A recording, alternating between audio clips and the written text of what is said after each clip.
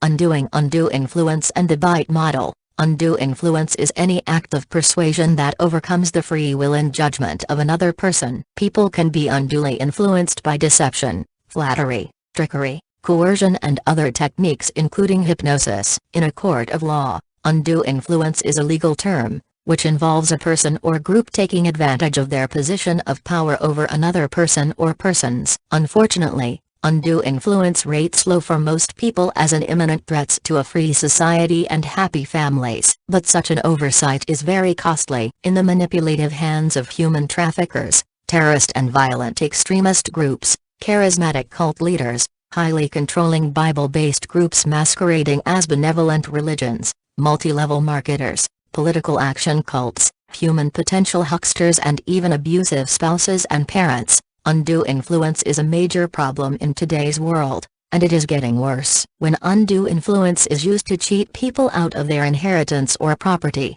break up families, deceive members into thinking that extreme shunning of close family members and friends is a loving act, demand that parents beat their children under the assumption that the Bible commands such harsh discipline, encourage people to break the law, turn adolescent girls and boys into slaves and prostitutes, kill innocent people, threaten parishioners with shunning if they report child molestation or domestic violence to the police or tell anyone about it, fly passenger planes into buildings, become involved in shady deals or coerce parents into letting their children die because it's God's will. These kinds of influence are a significant threat to basic human rights and a free society. Undue influence seeks nothing less than to disrupt an individual's authentic identity and reconstruct it in the image of the cult leader. To compound the problem, society loses in the following three ways. 1. Groups that practice undue influence as a means of controlling people often have tax-exempt or even charitable status, which means citizens pay the taxes for any properties they own and the services required to maintain those properties. 2. While a group may receive billions of dollars from its members, they often do not put that money back into society to help people other than the cult leadership. 3. To meet the demands placed upon them by a high-control group, many members are subsidized by the social welfare system, including the medical system, costing society even more money. When undue influence is initially imposed on the minds of unsuspecting recruits by extremist cults or pseudo-religious groups, it often starts with love bombing and a promise of life in an idealistic fantasy world where they might never have to die and could live forever, achieve some elite status in a better society to come, etc. Once recruits have bought into all the initial promises and hype, they are incrementally introduced into a systematic method of control,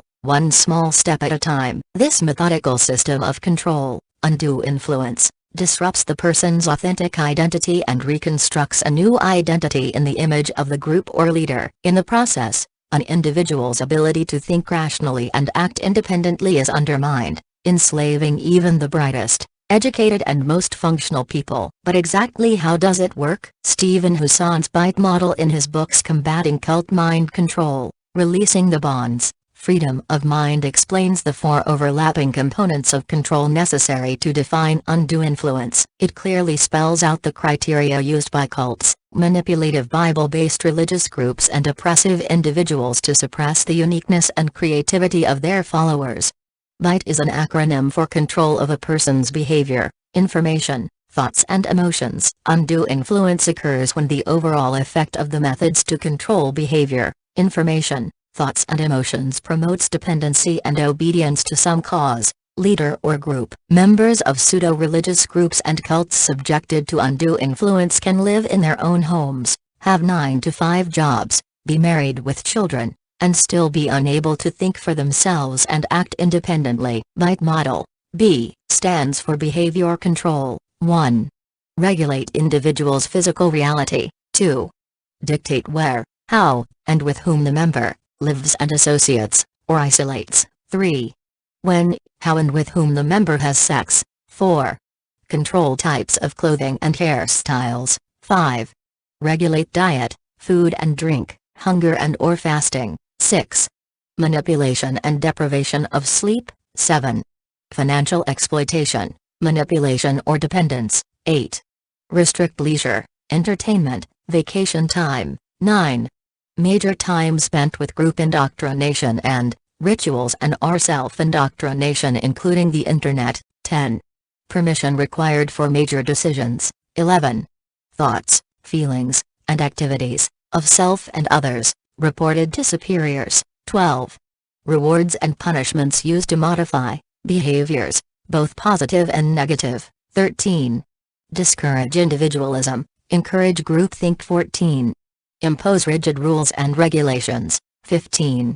Punish disobedience by beating, torture, burning, cutting, rape, or tattooing, branding. 16.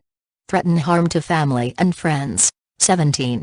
Force individual to rape or be raped. 18. Instill dependency and obedience. 19. Encourage and engage in corporal punishment. I stands for information control. 1. Deception. A. Deliberately withhold information. B. Distort information to make it more acceptable. C. Systematically lie to the cult member. 2. Minimize or discourage access to non-cult sources of information, including A. Internet, TV, radio, books, articles, newspapers, magazines, other media. B. Critical information. C. Former members. D. Keep members busy so they don't have time to think and investigate. E. Control through cell phone with texting, calls, internet tracking. 3. Compartmentalize information into outsider versus insider doctrines. A. Ensure that information is not freely accessible. B. Control information at different levels and missions within group. C. Allow only leadership to decide who needs to know what and when. 4. Encourage spying on other members. A. Impose a buddy system to monitor and control member. B. Report deviant thoughts, feelings and actions to leadership. C. Ensure that individual behavior is monitored by group. 5. Extensive use of cult-generated information and propaganda, including A. Newsletters, magazines, journals, audio tapes, videotapes, YouTube, movies and other media. B. Misquoting statements or using them out of context from non-cult sources. 6. Unethical use of confession. A. Information about sins used to disrupt and or dissolve identity boundaries. B. Withholding forgiveness or absolution. C. Manipulation of memory, possible false memories. T. Stands for thought control. 1. Require members to internalize the group's doctrine as truth. A. Adopting the group's map of reality as reality. B. Instill black and white thinking. C. Decide between good versus evil. D. Organize people into us versus them, insiders versus outsiders. 2. Change person's name and identity. 3. Use of loaded language and cliches which constrict knowledge, stop critical thoughts and reduce complexities into platitudinous buzzwords. 4. Encourage only good and proper thoughts. 5. Hypnotic techniques are used to alter mental states, undermine critical thinking and even to age regress the member. 6. Memories are manipulated, and false memories are created. 7. Teaching thought-stopping techniques which shut down reality testing by stopping negative thoughts and allowing only positive thoughts, including A. Denial, rationalization, justification, wishful thinking. B. Chanting. C. Meditating. D. Praying. E. Speaking in tongues. F. Singing or humming. 8. Rejection of rational analysis, critical thinking, constructive criticism. 9. Forbid critical questions about leader, doctrine, or policy aloud. 10. Labeling alternative belief systems as illegitimate, evil, or not useful. 11. Instill new map of reality. E. Stands for emotional control. 1. Manipulate and narrow the range of feelings. Some emotions and or needs are deemed as evil, wrong or selfish. 2. Teach emotion-stopping techniques to block feelings of homesickness, anger, doubt. 3. Make the person feel that problems are always their own fault, never the leader's or the group's fault. 4.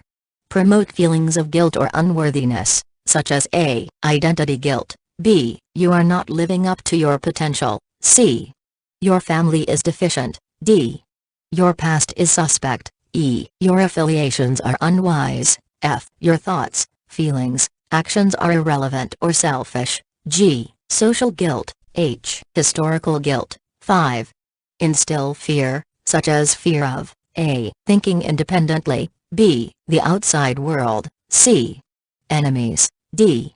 Losing one's salvation, E. Leaving or being shunned by the group, F. Others' disapproval. 6. Extremes of emotional highs and lows, love bombing and praise one moment, and then declaring you are horrible sinner. 7. Ritualistic and sometimes public confession of sins. 8. Phobia indoctrination, inculcating irrational fears about leaving the group or questioning the leader's authority. A. No happiness or fulfillment possible outside of the group. B. Terrible consequences if you leave. Hell, demon possession, incurable diseases, accidents, suicide, insanity, 10,000 reincarnations, etc. C. Shunning of those who leave, fear of being rejected by friends and family. D. Never a legitimate reason to leave. Those who leave are weak, undisciplined, unspiritual, worldly, brainwashed by family or counselor, or seduced by money, sex, or rock and roll. E. Threats of harm to ex-member and family.